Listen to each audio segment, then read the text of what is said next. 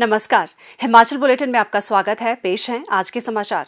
मुख्यमंत्री श्री जयराम ठाकुर ने आज भारत रत्न डॉक्टर भीमराव अंबेडकर की जयंती पर अंबेडकर चौक शिमला में उनकी प्रतिमा पर पुष्पांजलि अर्पित की। इसके उपरांत पत्रकारों से अनौपचारिक बातचीत करते हुए मुख्यमंत्री ने कहा, भारत रत्न और भारत के संविधान के निर्माता डॉक्टर भीमराव अंबेडकर जी की आज पुण्य जयंती है और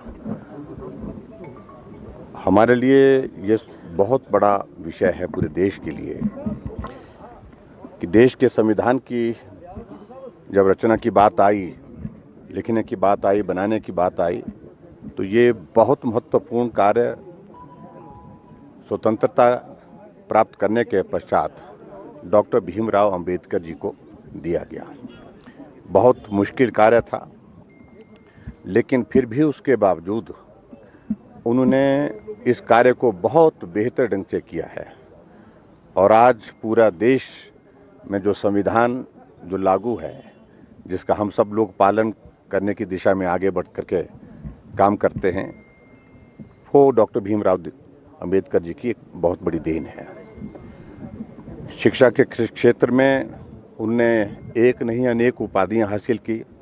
गरीब परिवार से संबंध होने के बावजूद भी उनने शिक्षा का उच्च स्तर जहाँ तक वो जा सकते थे, एक नहीं अनेक विषय में वो अध्ययन किया और अध्ययन करने के बाद पूरे देश के लिए समरसता का एक बहुत बड़ा संदेश दिया कि मनुष्य इस धरती पर जीवन लेने के बाद मानव के रूप में है, मनुष्य के रूप में है, उसमें मानवता जिंदा रहनी चाहिए। वो किसी धर्म का हो, किसी भी समुदाय का हो, किसी भी जाति का हो। इस दृष्टि से उन्होंने हमेशा प्रयत्न किया है, प्रयास किया और उनके इस संदेश से हम सब लोगों को आज भी बहुत बड़ा एक मार्गदर्शन मिलता है कि हम समाज में मिल करके कैसे काम करें, जो पीछे है उसको आगे बढ़ाने में किस प्रकार से योगदान दे सकें। इन सारी बातों को लेकर के डॉक्टर भीमराव अंबेडकर जी के योगदान को देश कभी भूल नहीं सकता है। मुख्यमंत्री श्री जयराम ठाकुर ने आज जिला कांगड़ा के पालमपुर में डॉक्टर भीमराव अंबेडकर तथा कैप्टन विक्रम बत्रा की प्रतिमाओं का अनावरण किया। मुख्यमंत्री श्री जयराम ठाकुर ने पालमपुर विधानसभा क्षेत्र में 40 करोड़ रुपए के विकास कार्यों के उद्घाटन तथा शिलान्यास भी किए। उन्होंने पालमपुर विधानसभा क्षेत्र में 4 करोड़ 31 लाख रुपए के उद्घाटन तथा 35 करोड़ 12 लाख रुपए के शिलान्यास किए। मुख्यमंत्री ने मिनी सचिवालय पालमपुर में जनसभा को संबोधित करते हुए कहा कि आज भारत को यदि दुनिया के सबसे बड़े लोकतांत्रिक देश के रूप में जाना जाता है तो उसमें संविधान शिल्पकार बाबा साहेब अंबेडकर का बड़ा महत्वपूर्ण योगदान रहा है। बाबा साहेब अंबेडकर सिर्फ एक नाम ही नहीं बल्कि प्रेरणा का एक स्रोत भी हैं। वो एक ऐसे महापुरुष है जिन्होंने अपना पूरा जीवन देश के लिए समर्पित कर दिया। आज मुझे इस बात की प्रसन्नता है कि मुझे ये सौभाग्य प्राप्त हुआ, डॉक्टर भीमराव अंबेडकर जिनने देश के लिए संविधान दिया, उनकी मूर्ति का यहाँ पर अनावरण के लिए, इसके लिए मैं आप सबका भी अभिनंदन करता हूं, आप सबको भी बधाई देता हूं और आप सबको भी धन्यवाद करता हूं। बहुत बहुत बधाई और शुभकामनाएं। कैप्टन विक्रम बत्रा जी ने अपने देश के लिए अपने प्राण न्यौछावर किए। आज के दिन हम उनके लिए भी श्रद्धांजलि देते हैं, उनके योगदान को भी स्मरण करते। उनका भी एक फोटा जो है वो यहाँ पर एक स्टैचू बन करके तैयार हुआ है, उसका भी अनावरण आज है और हमें ये सौभाग्य प्राप्त हो रहा है।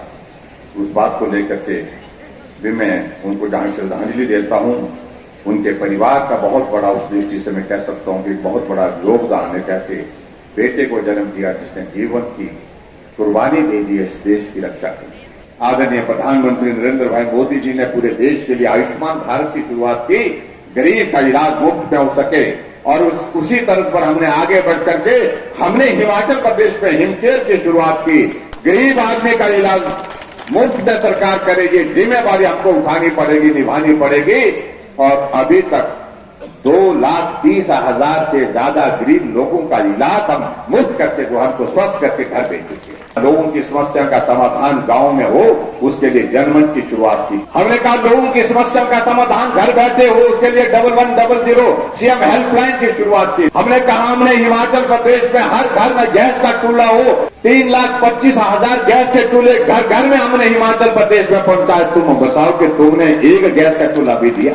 हमने बुजुर्गों का सम्मान करने के लिए, बुजुर्गों के लिए हमने तय किया कि 60 साल के ऊपर, पहली बैठक में हमने 70 साल के ऊपर बुजुर्गों के लिए पेंशन का प्रावधान सबके लिए किया, और अब के इस बजट में हमने 60 साल से ऊपर सभी बुजुर्गों के लिए पेंशन का प्रावधान किया। जो किया जाता था आज से पहले वो नहीं किया।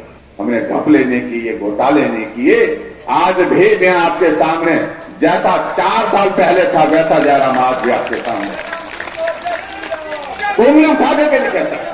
मुख्यमंत्री ने पालमपुर में नया विकास खंड खोलने तथा चचिया में उप तहसील खोलने की घोषणा की। उन्होंने पालमपुर के टांडा में स्वास्थ्य उपकेंद्र, बनूरी में जल शक्ति विभाग का उपमंडल, राजकीय वरिष्ठ माध्यमिक पाठशाला कंडी में वाणिज्य तथा विज्ञान, राजकीय वरिष्ठ माध्यमिक पाठशाला जिया में विज्ञान की कक्षाएं आरंभ करने और खयाहापट में पशु औषधालय को स्तरोन्नत कर पशु अस्पताल करने की घोषणा भी की। मुख्यमंत्री श्री जयराम ठाकुर ने आज जिला चंबा के चंबा विधानसभा क्षेत्र में लगभग 196 करोड़ रुपए की विकासात्मक परियोजनाओं के लोकार्पण तथा शिलान्यास किए।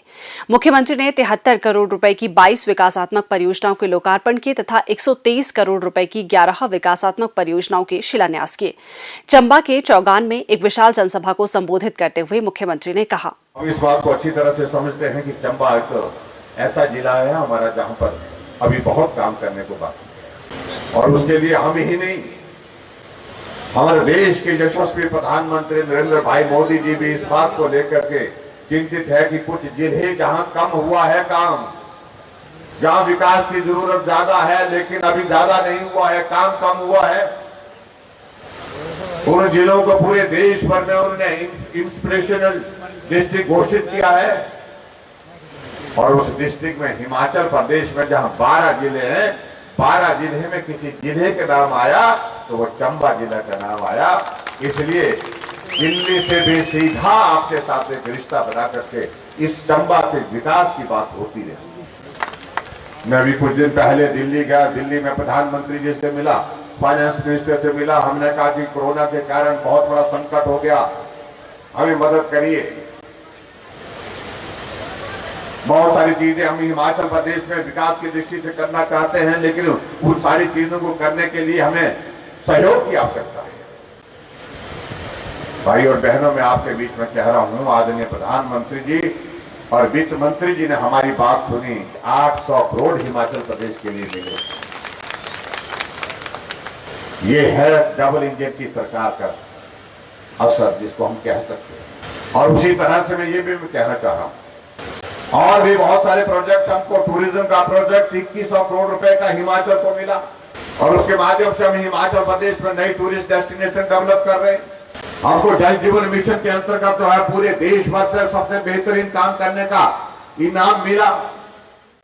मुख्यमंत्री ने इस अवसर पर साहो में उप तहसील और जल शक्ति मंडल खोलने, गवाड़, धनोटी, तड़ोली और भुजा में प्राथमिक विद्यालयों का स्तरोन्नयन, सार, परेल और छतरड़ी के प्राथमिक विद्यालयों को माध्यमिक विद्यालयों में स्तरोन्नत करने, कड़ेड़, रान और ओड़ा के उच्च विद्यालयों को वरिष्ठ माध्यमिक विद्यालयों में स्तरोन्नत करने, धबड़े में पशु चिकित्सा औषधालय खोलने, पलहुई, कैला और ककिया में स्वास्थ्य उपकेंद्र खोलने और वरिष्ठ माध्यमिक विद्यालय मंगला और जरेड़ा में विज्ञान की कक्षाएं शुरू करने की घोषणा की। उन्होंने कहा कि नए बस स्टैंड से चौगान तक 25 करोड़ रुपए की लागत से रोपवे निर्मित किया जाएगा और इसे स्वीकृति के लिए केंद्र को भेजा गया है।